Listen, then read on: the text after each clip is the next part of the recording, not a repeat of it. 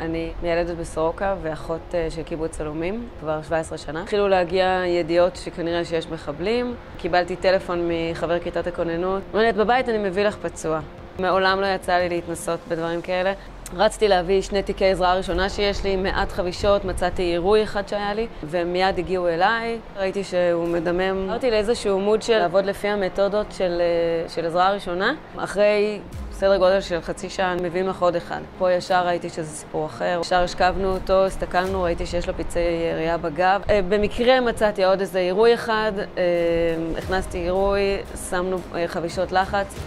כל זה קרה אצלי בבית, ממש. גם הלחימה וגם הטיפול בפצועים. על הרצפה במטבח, כשהילדים וסבא וסבתא בממ"ד, אנחנו שפופים כמה שאפשר, יש חלונות, יש ירי כל הזמן. ברגע שידעתי שהם בסדר, אז ידעתי שבאמת הצלחתי להציל.